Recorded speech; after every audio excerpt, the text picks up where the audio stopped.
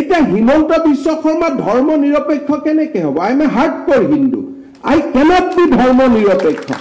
আপুনি এজন মুছলমান মানুহ কেনেকে ধৰ্ম নিৰপেক্ষ হ'ব? হি ইজ এ হাৰ্ডক'ৰ মুছলিম। কিন্তু হিন্দুতে লিখা আছে যে বসুধৈৱ কুটুম্বকম।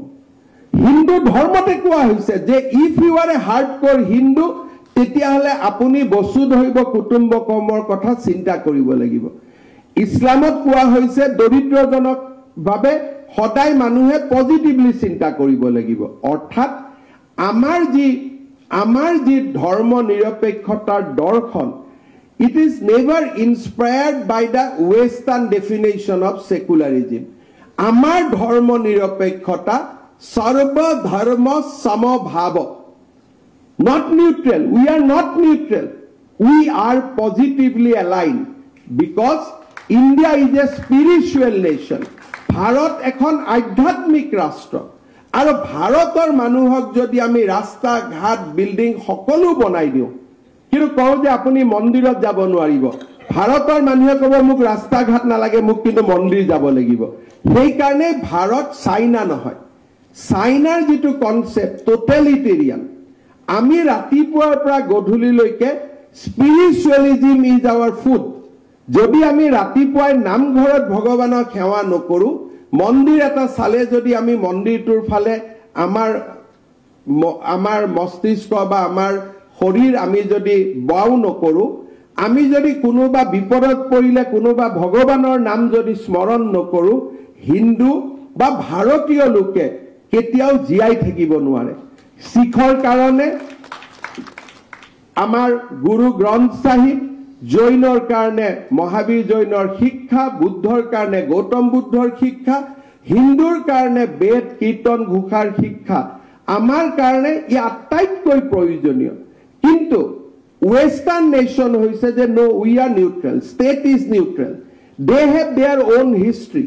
যেতিয়া ফরাসি বিপ্লৱ হৈছিল, ইংল্যান্ড বিপ্লৱ হৈছিল, ৰজা আৰু গীৰ্জাৰ মাজত সংঘাত হৈছিল, আৰু ৰজা আৰু গীৰ্জাৰ মাজত সংঘাতৰ পিছত তেওঁলোকে কৈছিল যে আমি ধৰ্মক সোমাব নিদিওঁ, উই উইল বি নিউট্ৰেল।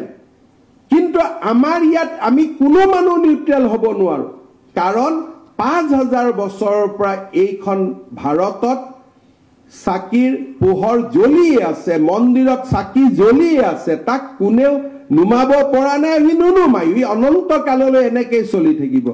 কাৰণ আধ্যাত্মিকতা আমাৰ সংস্কৃতিত বন্ধা আছে। গতিকে সেকুলাৰিজিমৰ অসমীয়া কি? ধৰ্ম নিৰপেক্ষতা। উই কেনট। আজি যদি মোক কোনোবাই কয় আমি শপত লওঁতে আমি এনে শপত খাওঁ যে আমি ধৰ্ম নিৰপেক্ষ, শপত লৈতো কামাখ্যা মন্দিৰত যাওঁ, শপত লৈতো বৰদোৱাত যাওঁ, প্ৰতিজন মুছলমান মানুহে শপত লৈ আকৌ মক্কাত যায়।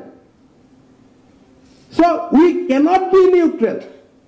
আমি সকলোৰে প্ৰতি সমভাৱ ৰাখিব পাৰিম, আৰু সেইটো কাৰণে আৰ্টিকল 14 কৈছিল যে ষ্টেট উইল নট ডিছক্ৰিমিনেট।